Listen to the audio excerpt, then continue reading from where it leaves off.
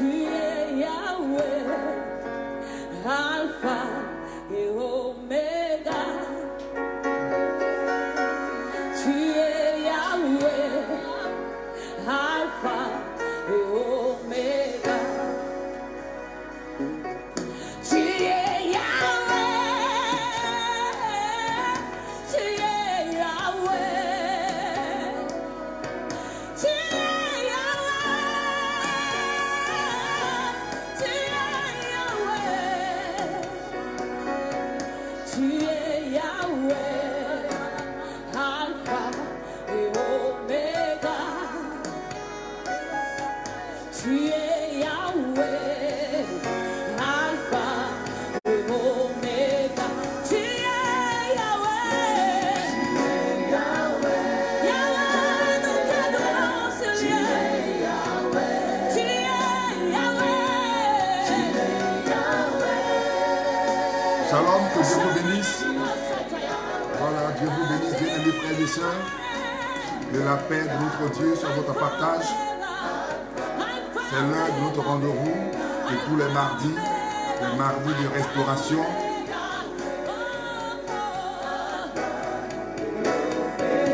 Nous suivons ce cantique, nous adorons le Seigneur, nous l'adorons.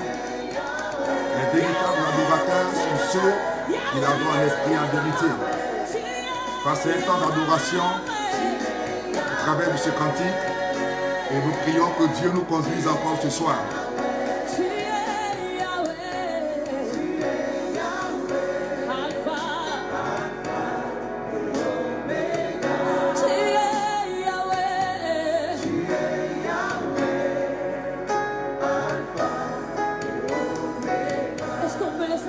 L'assemblée. Tu es Yahweh. Fais monter ton adoration vers ton Dieu.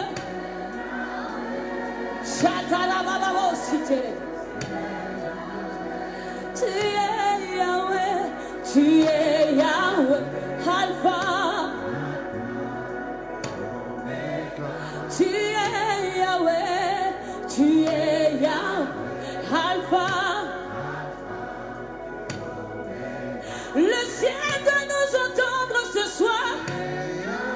Yahweh, Yahweh, tu es Yahweh. Chanarabos, Santarabos, tu es Yahweh. Alpha, Omega. Tu es Yahweh, Alpha. Que tu fais monter ton adoration avec tes propres mots, avec tes propres phrases. Dieu est là ce soir. Nous adorons notre Dieu. Il est important de passer des temps d'adoration dans la présence de Dieu. Écouter des cantiques qui nous font du bien. Voilà.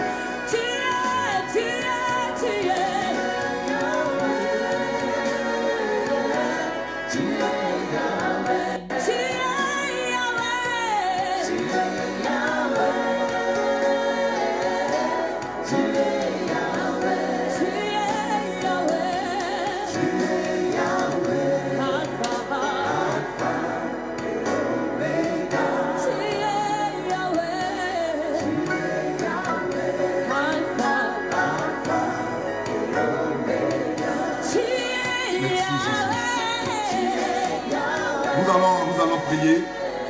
Bien-aimés, nous allons bénir le Seigneur. Va bénir Adonai, ce Dieu qui est unique à son genre. Notre Père et notre Dieu, nous rendons gloire et honneur à toi. Seigneur, toi qui nous as gardés le long de cette semaine, tu as été avec tes fils et tes filles, tu as veillé sur chaque famille, tu nous as donné ce soir de nous retrouver encore dans ta présence. Là où plusieurs, ô Éternel, sont confrontés à des difficultés, plusieurs sont dans des endroits qu'ils n'ont pas souhaité, mais pour nous, tu nous donnes d'être là, en train de parler de toi, en train de recevoir de toi.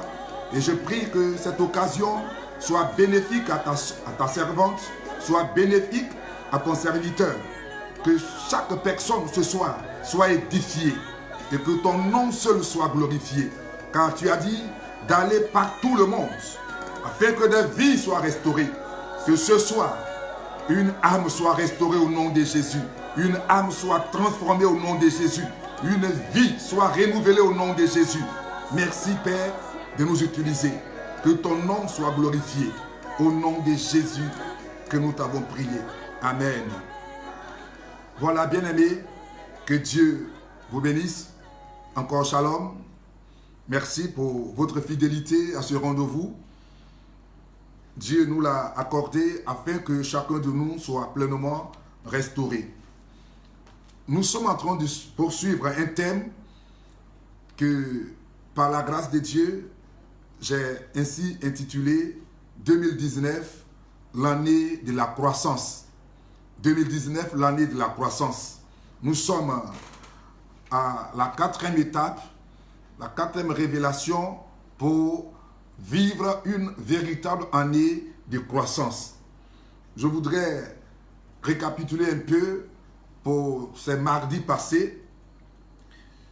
Nous avons un texte de base qui se trouve dans le livre d'Ésaïe, chapitre 54, le verset 2 au verset 4.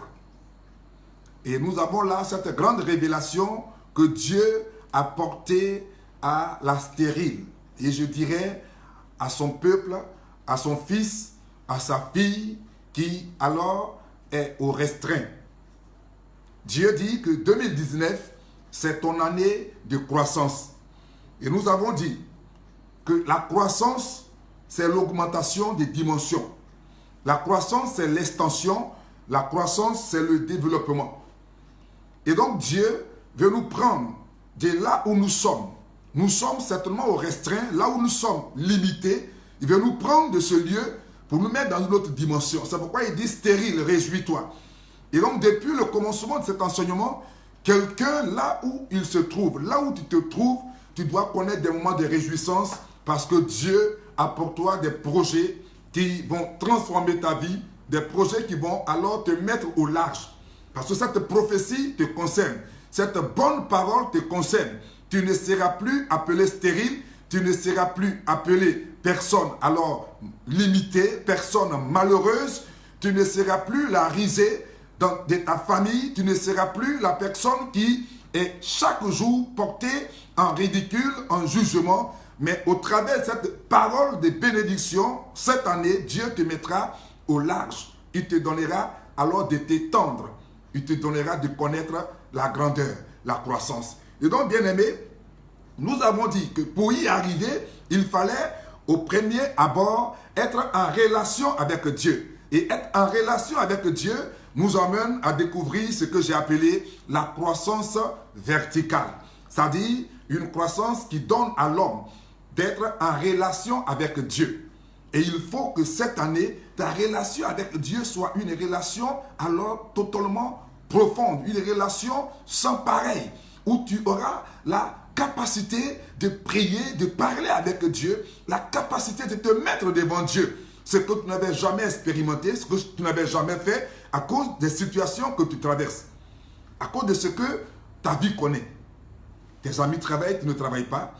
Tes sœurs ont enfanté, depuis tu n'as pas encore enfanté. Plusieurs sont en train de faire 2 voyages, 3 voyages dans l'année. Pourtant, le visa te refusé depuis longtemps. Plusieurs sont en train de connaître alors une promotion dans leur service. Et toi, depuis lors, tu es toujours au même niveau.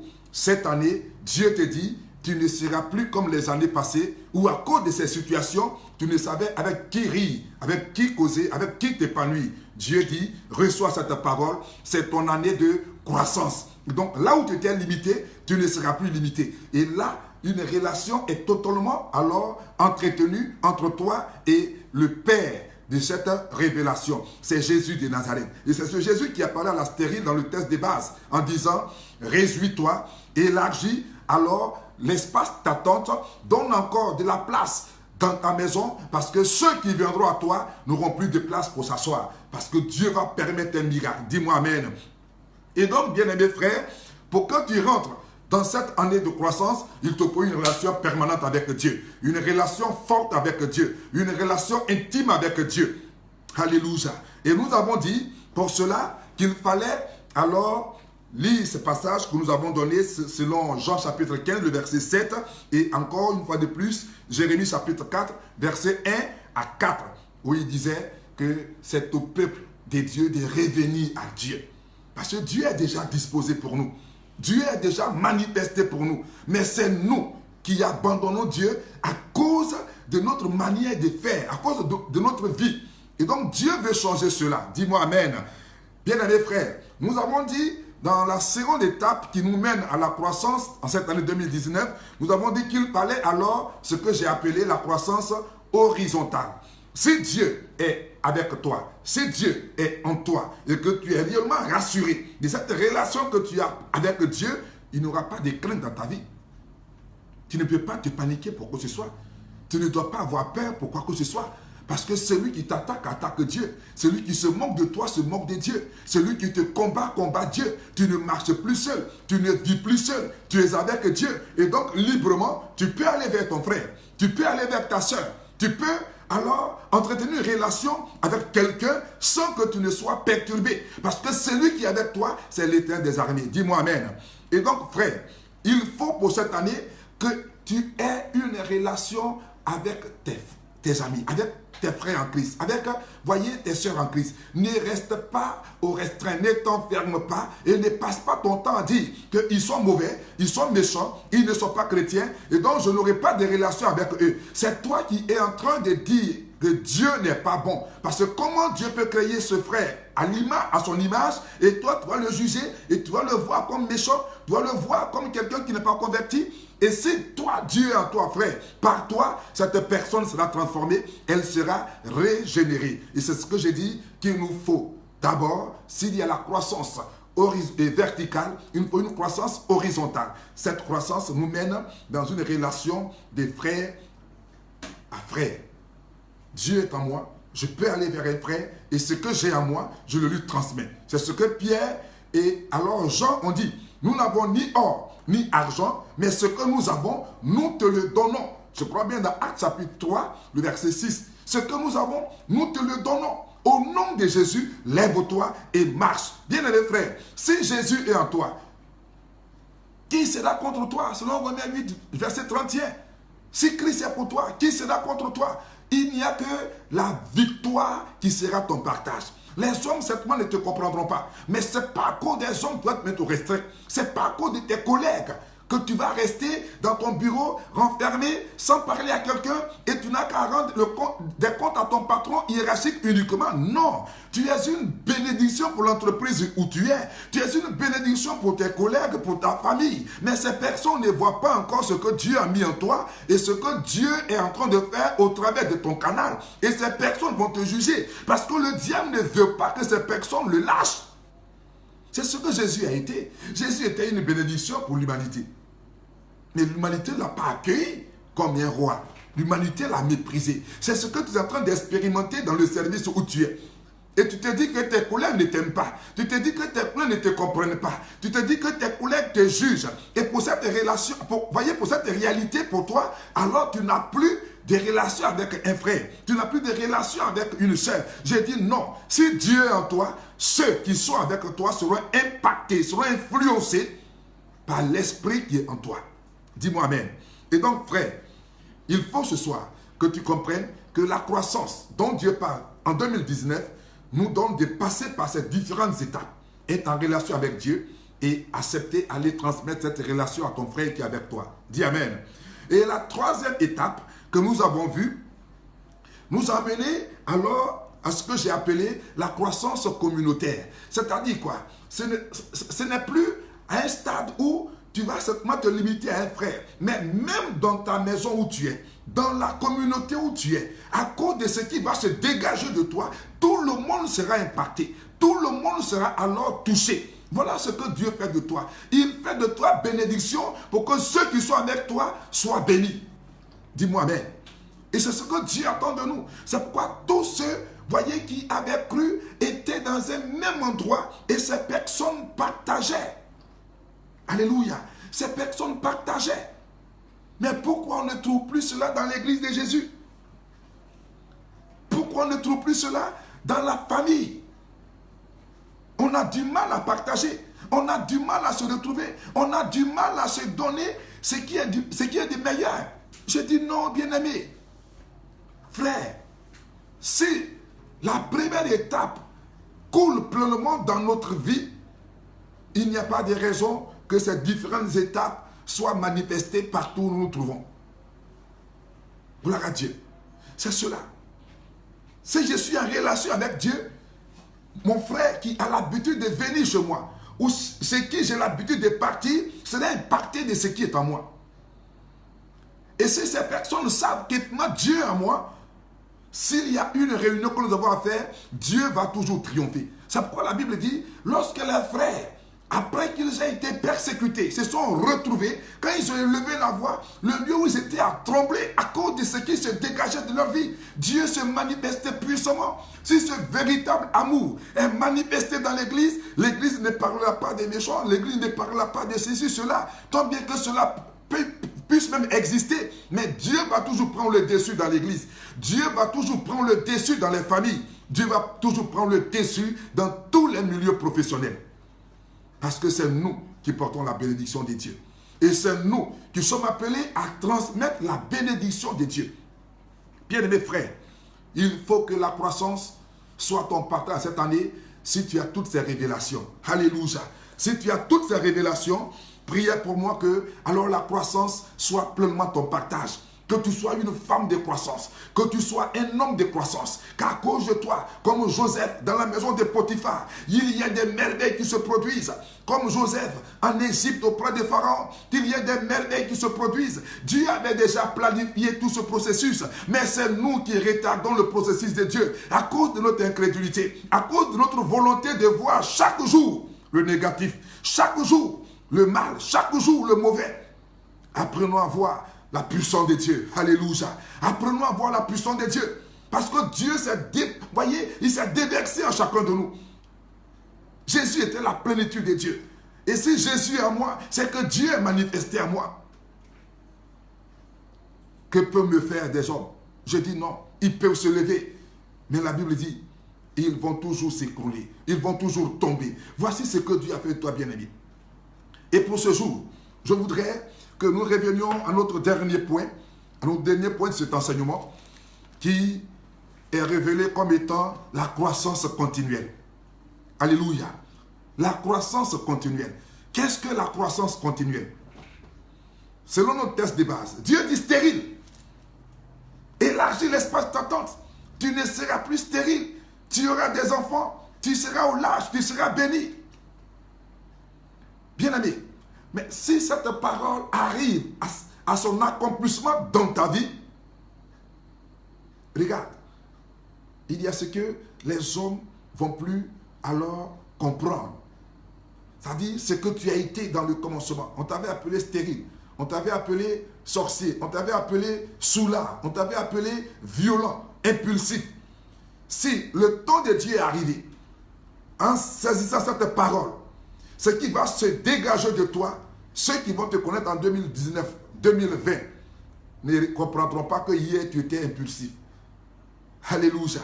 Ils ne comprendront pas que hier tu étais un voleur, tu étais un brigand, que hier tu étais stérile, que hier tu étais un chômeur, que hier tu avais du mal à manger, que tu dormais dans les bois. Quand on leur racontera ce passé, ils vont dire non, c'est pas vrai. Ce frère, non, il est gentil. Cette sœur, non, j'aime son affaire. Non, c'est bien-aimé. Oh non, si Dieu pouvait me le donner. Bien-aimé, parce que ton histoire aurait changé. Et donc Dieu dit, la croissance continuelle. Qu'est-ce que la croissance continuelle?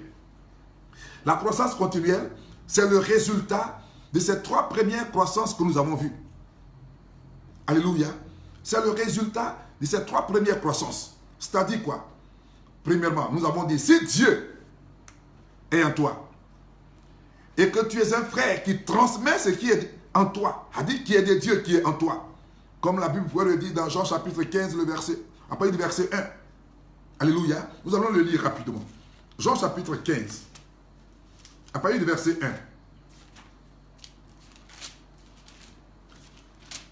La Bible dit, je suis le sceptre, le vrai sceptre, et mon Père est le vigneron. Verset 2. Tout sarment qui est en moi et qui ne porte pas de fruits, il le retranche. Et tout sarment qui porte du fruit, il l'immonde, afin qu'il porte encore beaucoup de fruits. Alléluia. Verset 3. Déjà vous êtes purs à cause de la parole que je vous ai annoncée.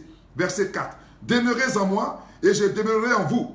Comme le sarment ne peut de lui-même porter du fruit s'il ne demeure attaché au sceptre. Ainsi, vous ne le pouvez non plus si vous ne demeurez en moi. Alléluia. Verset 5. Il dit, je suis le sceptre, vous êtes les sarments. Celui qui demeure en moi et en qui je demeure porte beaucoup de fruits, car sans moi, vous ne pouvez rien faire. Jean chapitre 15, verset 1 au verset 5. Alléluia.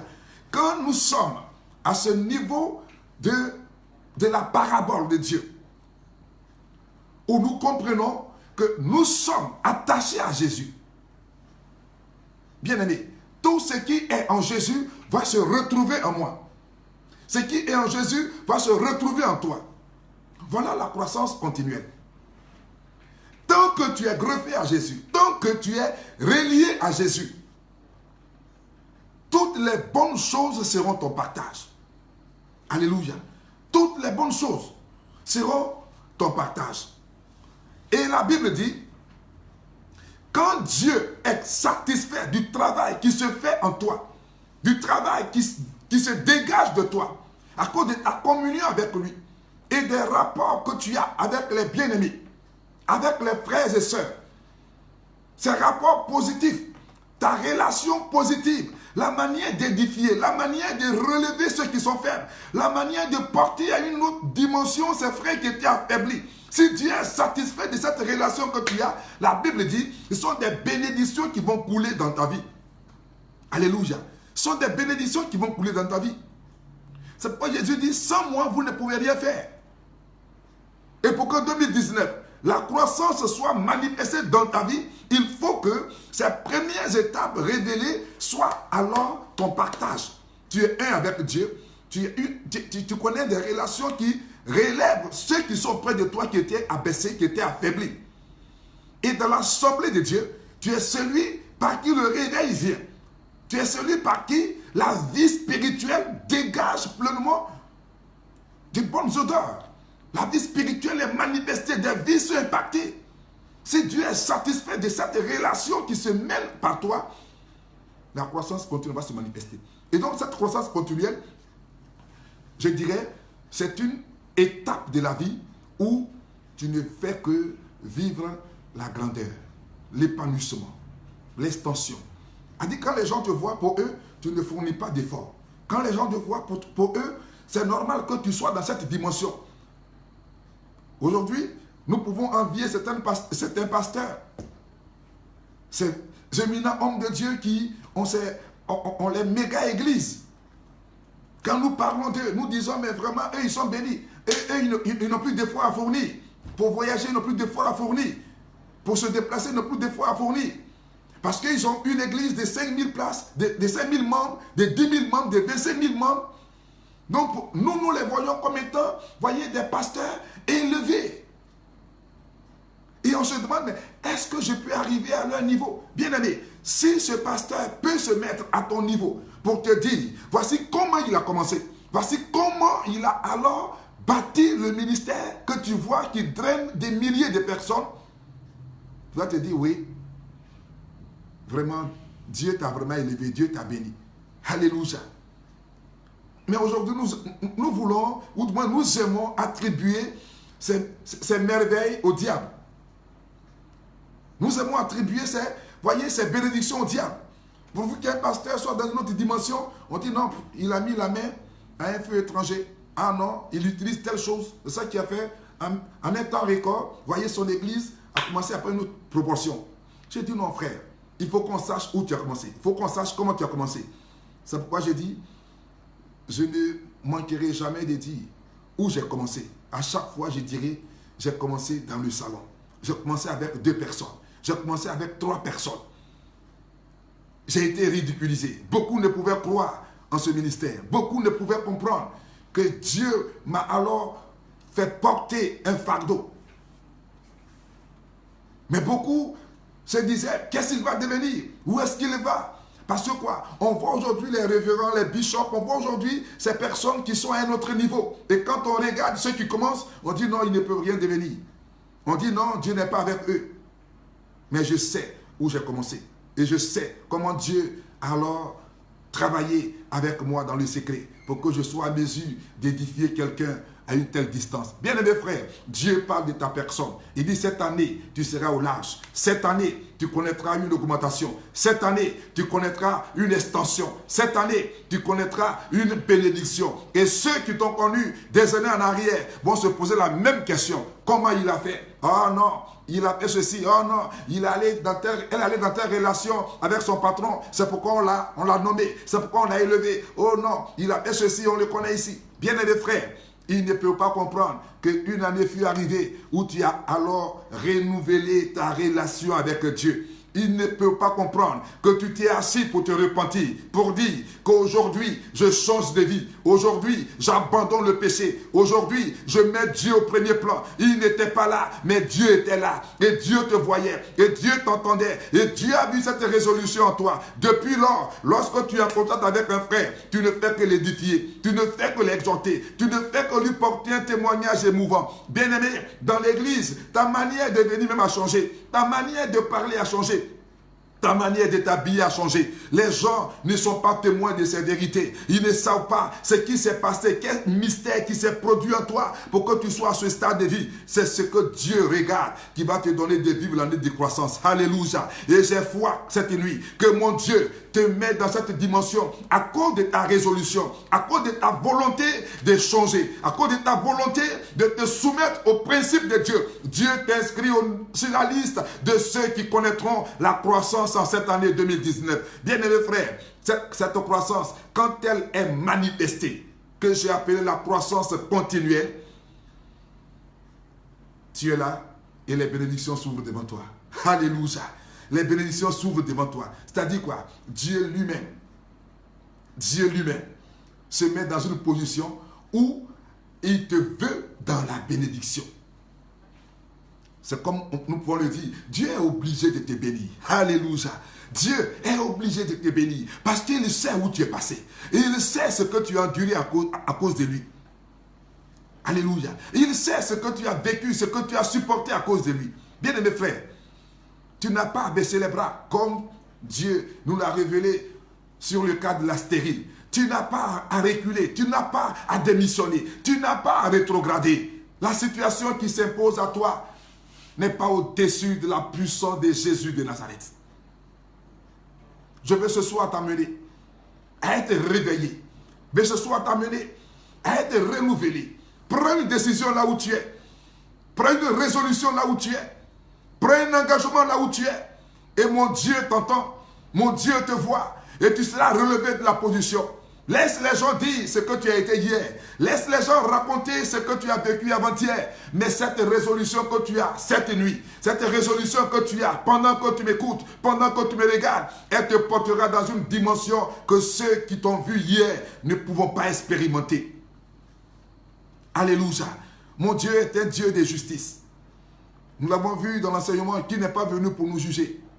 Il est venu pour nous sauver. Et Dieu a entendu tes cris. Et Dieu a vu ta détresse. Et Dieu a vu de près l'injustice autour de toi. Et le temps est arrivé. Et je dis le temps, c'est cette année 2019. Le temps, c'est cette année 2019. Et cette année 2019, cette croissance continuelle va se manifester. C'est-à-dire une croissance qui n'a pas de limites. Une croissance qu'on ne saurait alors comparer, voyez, à une évolution quelconque. Non, c'est une croissance où Dieu lui-même agit. Parce que la Bible dit quoi? Dans Actes chapitre 2, le verset 47, voyez comment la croissance continuelle parle. La Bible dit dans Actes chapitre 2, le verset 47, que je lis. Le verset 47, il est dit, louant Dieu, verset 46 quand on commence, ils étaient chaque jour, tous ensemble, assidus au temple. Ils rompaient le pain dans les maisons et prenaient leur nourriture avec joie et simplicité de cœur. 47, louant Dieu et trouvant grâce auprès de tout le peuple. Et le Seigneur ajoutait chaque jour à l'église ceux qui étaient sauvés. À cause de la relation qui était manifestée au sein du corps de Christ. Cette communion fraternelle, cette complicité, alléluia, cette vie, voyez, de partage, cette harmonie au sein des frères, au sein des sœurs, cette confiance.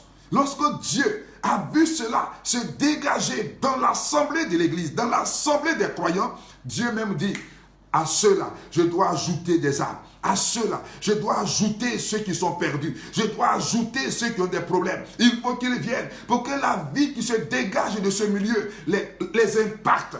Voyez, cette vie les contamine, cette vie soit leur partage. Il va envoyer ceux qui étaient dans le secret en train de pleurer, en train de s'interroger. Pourquoi sont-ils maudits? Dieu les a-t-il abandonnés? La Bible déclare, il va lui-même ajouter à l'église ceux qui étaient sauvés. Je veux dire à quelqu'un ce soir, si tu passes ton temps à pleurer, si tu passes ton temps à te mettre en retrait, Dieu n'ajoutera pas à ta vie une bénédiction. Dieu n'ajoutera pas à ta vie ce qui lui est cher. L'argent appartient à Dieu. L'argent, pour que cela arrive auprès de toi, il faut que ça soit alors déclenché depuis, voyez, le coffre-fort de Dieu, depuis la banque centrale de Dieu. Mais si, à cause de ce que tu trouves que Dieu t'a abandonné, tu te mets dans le recoin de ta maison, rempli d'amertume, rempli de regrets, rempli de rancœur, et tu dis que Dieu ne te connaît pas, tu dis que Dieu ne t'a pas considéré, pourquoi Dieu est là, et tu es ainsi ridiculisé chaque jour, ton propriétaire de maison n'a pas d'égard pour ta personne, la famille ne te vient pas en aide, et pour cela, tu te mets dans les recoins de ta maison, et tu pleures, l'argent de Dieu n'arrivera pas là où tu es, il n'ordonnera même pas que dans ton service, on puisse t'augmenter le salaire. Personne ne te donnera un prêt. Personne ne te donnera un crédit. Personne ne viendra vers toi pour te tendre la main. Dieu dit, si son esprit en toi, tu dois rechercher l'assemblée de ses enfants, l'assemblée des saints. Tu dois rechercher ceux qui alors ont la connaissance de Dieu, ceux qui sont remplis de Dieu. S'il y a des frères qui ne sont pas encore remplis de Dieu, mais toi qui es rempli, tu vas les impacter. Regardez à Jérusalem, le jour de la Pentecôte, il a suffi à près de 150 personnes assemblées dans une maison pour que tout un quartier, le quartier de Jérusalem, Jérusalem c'est une ville où il y avait plus de personnes. Et mais un petit noyau, un noyau de 150 personnes a bouleversé toute une ville. Dis-moi amen. Dieu veut utiliser ta personne. Là où tu te dis que tu n'as pas de valeur. Mais le Saint-Esprit qui descend en toi va permettre que ceux que toi tu vois qui ont de la valeur, à cause de ce qui va se dégager en toi, tu vas les voir confondus. Tu vas les voir alors te prendre au sérieux parce qu'ils n'ont jamais vu ce qui se dégage de toi. Voilà les mystères que Dieu produit. Tu ne seras pas excusable si tu te mets au restreint, si tu te mets à l'écart, si tu crois que Dieu t'a abandonné et pour ça, tu as raison de pleurer, tu as raison d'en vouloir à tout le monde. Dieu ne te pardonnera pas. Et la seule chose que Dieu te dit ce soir, il te dit rentre en relation avec lui. Il te dit recherche ceux qui ont cette connaissance de Dieu. Si même ces personnes n'ont pas cette connaissance, maintenant que tu es en relation avec Dieu, va vers ceux qui sont en train de pleurer, dis-leur, ne pleurez plus. Dieu vous visite par la parole que je vous annonce. Il promet changer votre vie. Lorsque tu seras dans cette relation, bien-aimés frères, et que plusieurs se retrouveront en train de glorifier Dieu, les bénédictions seront multipliées. Et c'est ça la croissance continuelle. La Bible dit que Dieu lui-même fait descendre la bénédiction. Vous voyez, à un stade devenu de la vie chrétienne, tu ne demandes même pas à Dieu de te donner l'argent et tu ne manques pas l'argent. Tu ne demandes même pas à Dieu de t'accorder la santé, et Dieu t'accorde la santé. Dans tes sujets de prière, il n'y a pas, bien-aimés frères, il n'y a pas, voyez, des pleurs pour que tu te réveilles matin. Et le matin, Dieu te donne de te réveiller. Dis-moi amen. Parce que quoi? Tu es dans un un niveau où alors Dieu est obligé de travailler parce qu'il te reconnaît comme son fils, il te reconnaît comme sa fille. La croissance continuelle, bien-aimés frères, quand tu es en train de la manifester, ça dit Dieu est lui-même en action dans ta vie. Dieu est en action. Regarde un peu Daniel. La Bible dit quoi? Daniel, le premier jour que Daniel s'est mis devant Dieu, il y avait un mouvement dans le ciel. Par ta volonté même de faire quelque chose, il y a des miracles qui peuvent se passer. Mais pourquoi? Pour la première fois que Daniel se met devant Dieu, le ciel était déjà en mouvement. Mais Daniel est arrivé déjà là où il est atterri en tant qu'esclave. Il ne s'est pas laissé, voyez, corrompre. Il ne s'est pas laissé, voyez, contaminé par tout ce qui se faisait autour de lui. Daniel s'est distingué en tant qu'enfant de Dieu. Pourtant, il était esclave. Joseph est descendu en Égypte. Joseph, il s'est distingué par son comportement, par son langage, par sa manière de faire. Parce que le Dieu de ses pères n'était pas le Dieu de l'Égypte. Et Dieu lui-même était dans une position où il devrait bénir Joseph. Quand Joseph a été injustement conduit en prison, Joseph ne s'est pas plaint. Il ne s'est pas plaint de Dieu. Il n'a pas essayé de voir un avocat pour dire non, il faut que j'aille me justifier pour qu'on me retire de la prison. Alléluia. Joseph n'est pas allé se plaindre. Joseph n'a pas constitué un dossier pour se plaindre, pour dire non, je n'ai rien fait à cette femme, et alors elle a menti. Joseph est resté dans une position où il se dit, si c'est Dieu qui est dans sa vie, et que ce Dieu sait ce qui s'est passé dans la maison de Potiphar, c'est Dieu intervenant dans sa vie. Joseph s'est mis, voyez, au service des prisonniers en prison. Dieu l'a puissamment utilisé. Il n'est pas resté là en train de pleurer, regretter ce qu'il a fait. Mais si je savais, je n'allais pas me tuer pour, voyez, pour vivre une telle chasteté. Si c'est pour finir comme ça, il serait mieux que alors je me détruise en même temps. Mais moi, j'ai vécu un temps de chasteté et voici comment Dieu me paye. Bien-aimés frères, c'est cette injustice que Dieu a regardée pour aller prendre Joseph dans la prison. C'est cette injustice que Dieu a regardée. Et il allait prendre Joseph dans la prison. C'est ça que j'appelle la croissance continuelle. Parce que quand tu es dans l'obéissance de Dieu, quand tu es dans la consécration pour Dieu, à un moment venu, il y a ce que tu ne demandes même pas que Dieu te l'accorde. Alléluia. Il y a ce que tu ne demandes pas et Dieu te l'accorde. Parce que Dieu a vu combien de fois tu as souffert à cause de son nom. Gloire à Dieu. C'est cela. Et tous ces hommes que nous prêchons aujourd'hui, c'est ce qu'ils ont vécu.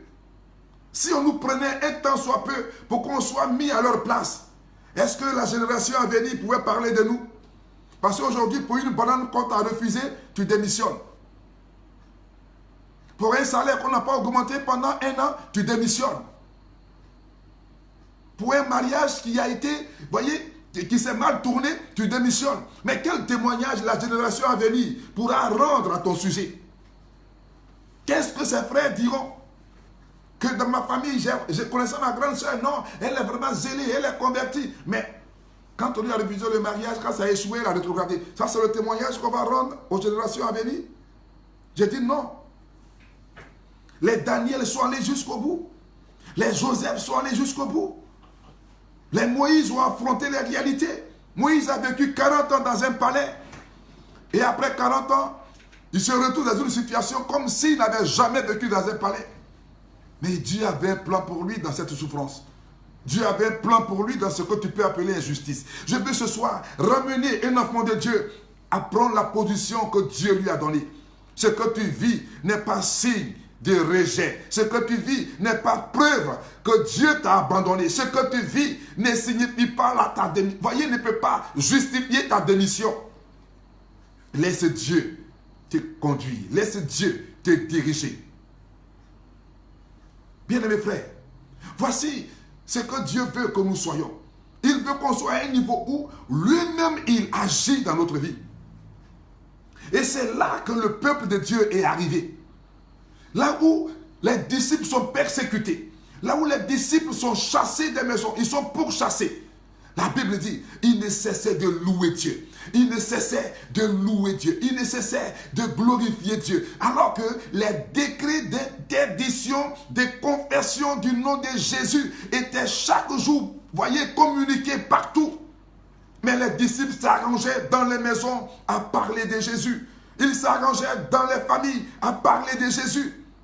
Quand Dieu a vu cette détermination des disciples, la Bible dit, lui-même, il ajoutait à leur nombre des vies. Qu'est-ce que tu fais? La croissance continue dans ta vie. Qu'est-ce que tu fais, frère? Je veux ce soir amener quelqu'un à être totalement régénéré. Je vais amener quelqu'un à être transformé. Dieu a un plan pour toi. Alléluia. Dieu a un plan pour toi. Et donc ce plan de Dieu pour toi, c'est de rentrer en contact avec lui. C'est de rentrer en communion avec lui. C'est de déverser dans la vie.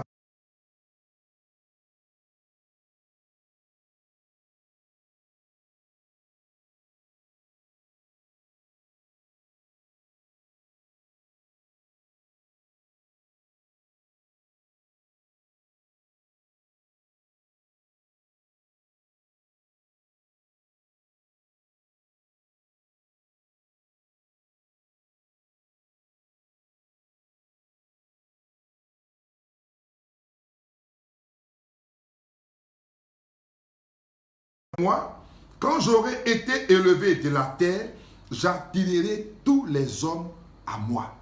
Alléluia. Dieu dit, quand je serai élevé, j'attirerai tous les hommes vers moi. Est-ce que tu as élevé Dieu? Mais si Dieu n'est pas en toi, comment tu peux l'élever? Si Dieu n'est pas en toi, comment tu peux élever Dieu? Alléluia. Si Dieu n'est pas en toi, comment tu peux l'élever? Et je veux ce soir amener quelqu'un à comprendre que là où tu es arrivé, tu ne dois pas démissionner. Là où tu te trouves, tu ne dois pas renoncer. Tu dois davantage élever Dieu. Tu dois élever Jésus de Nazareth. Parce qu'il dit, c'est quand il est élevé qu'il attire les âmes à lui. En d'autres termes, c'est quand Dieu est élevé que les bénédictions peuvent venir vers toi. Tant que Dieu n'est pas élevé, tu ne seras témoin d'aucune bénédiction. Il faut que ce soir, cela t'emmène à prendre une résolution. Parce que le temps où Dieu nous circonscrit, c'est le temps de la croissance. C'est le temps de la grandeur. C'est le temps de l'élévation. C'est le temps de l'extension. Dieu veut nous mettre dans une dimension de bénédiction. Mais il faut qu'il soit en train de voir chaque jour que son fils, que sa fille est en train de le lever. Alléluia.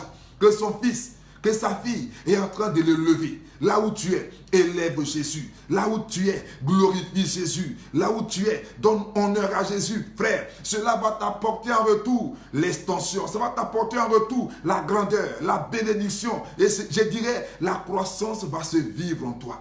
Parce que Dieu ordonne que les bénédictions viennent vers toi. Alléluia. Dieu ordonne que les bénédictions viennent vers toi. Et c'est ce que j'ai appelé la croissance continuelle.